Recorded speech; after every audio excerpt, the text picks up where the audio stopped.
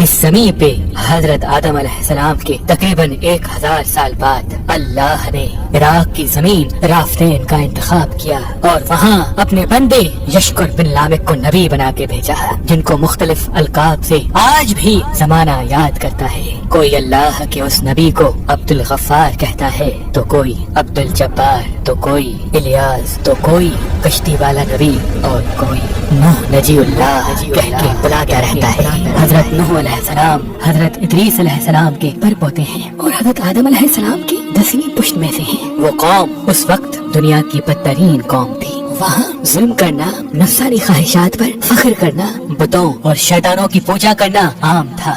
अल्लाह के नबी हजरत नूह अलैहिस्सलाम बचपन से ही उनको बार बार समझाते रहते थे कि इस कायनात का मालिक एक अल्लाह है जिसने हर एक चीज को पैदा किया। नूह अलैहिस्सलाम जब अल्लाह के दीन की तबलीग करते थे तो उनकी कौम उनको इतने पत्थर मारती थी कि वो पत्थरों में ढक जाते थे। तारीख ने लिखा तकरीबन 950 साल तक आप तबलीग करते रहे, बार बार पत्थर खाते रहे, लेकिन अफसोस सिवाय चंद गरीब और मसाकीन के कोई भी आप पर ईमान न लाया।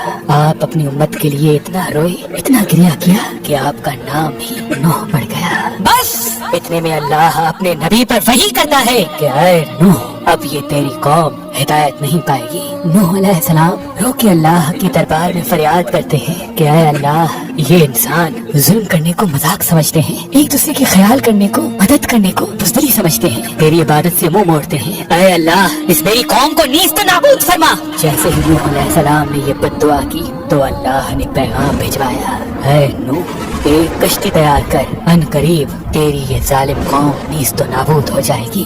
बस अल्लाह वही के जरिए अपने नबी को बताते गए और अल्लाह के नबी नूह अलैहिस्सलाम वो कश्ती बनाते गए। जैसे कि नूह अलैहिस्सलाम एक पहाड़ पे रहते थे तो ना वहाँ समंदर था, न दरिया, न दरख्त थे। बिलाखिर अल्लाह के नबी नूह ने दरख्त उगाए और उसकी लकड़ी से कश्ती को बनाना शुरू किया। आप लकड़ी से बड़े बड़े तख्ते बनाते, फिर लोहा लाते, उससे कील बनाते, तख्तों को जोड़कर उसमें कील ठोकते गए। तारीख ने लिखा तकरीबन 100 साल तक आप वो कश्ती बनाते रहे और आपकी कौम रोज आपके पास आती और आपकी तौहीन करती, आपको पागल कहती कि ना तो यहाँ दरिया है ना समंदर, फिर भी ये पागल कश्ती बना रहा है। अल्लाह के नबी नूह अलैहिस्सलाम आसमान को देख के सब्र करते और अल्लाह के हुक्म को तस्लीम करते। उस कश्ती का तूल 300 गज, ऊंचाई 30 गज और अर्ज 50 गज था।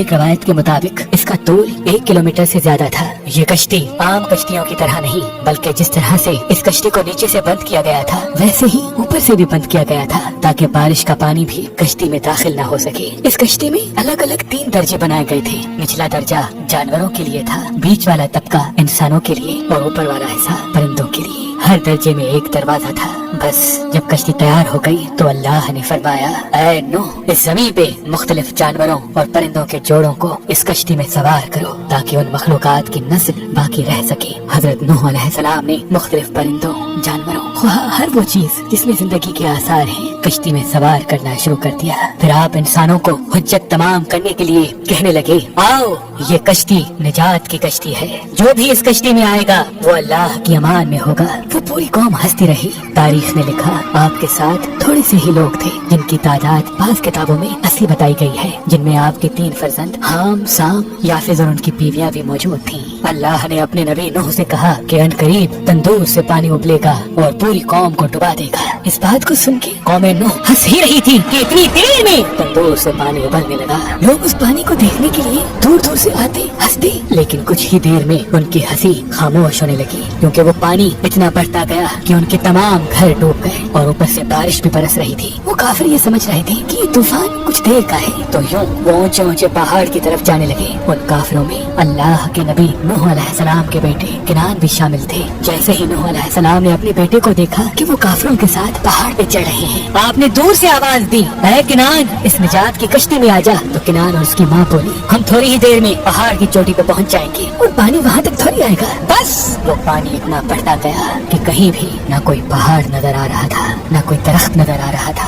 बस वही बचे जो अल्लाह के नबी नूह अलैहिस्सलाम की कश्ती में सवार थे। उस वक्त पानी जमीन से 10,000 गज बुलंद था। मुसलसल पानी बढ़ता रहा, चढ़ता रहा। 40 दिन बाद पानी का बढ़ना खत्म हो गया, बारिश भी रुक गई, लेकिन चारों तरफ सिर्फ पानी ही पानी था। तकरीबन 5 माह तक कश्ती पानी में ही तवाफ करती रही, किसी जगह पे न ठहरी। बिलाखिर दरियाए दजला की मशरकी सिंध में एक पहाड़ी जिसको कोहे अरारात कहते हैं, उसकी एक चोटी का नाम जूदी है। इस चोटी की ऊंचाई तकरीबन 13,000 फीट साहिल समंदर है। कश्ती नूह उस चोटी को लग के ठहर गई। ये तारीख 10 मुहर्रम और जुम्मे का दिन था। बस अल्लाह के नबी नूह अलैहिस्सलाम ने कबूतर को भेजा कि देख जमीन पर पानी खुश्क हो रहा है या नहीं। कबूतर गया और जैतून की टहनी उठा लाया। अल्लाह के नबी नूह अलैहिस्सलाम ने अल्लाह का शुक्र किया और यूं रफ्ता रफ्ता पानी कम होता गया। आप और आपकी जमात तकरीबन 5 माह तक जूदी पहाड़ पर ठहरे। आपने तमाम परिंदों जानवरों को आजाद किया। उस पहाड़ी पे अल्लाह का शुक्र करते रहे, जिक्र करते रहे, दुनिया को फिर से आबाद करने की सोच में मगन रहे। तारीख ने लिखा आपके एक बेटे साम जिससे अरबी नस्ल चली, दूसरे बेटे हाम जिनसे सूडानी नस्ल चली, और याफ्त जिनसे तुर्की नस्ल चली, और यूं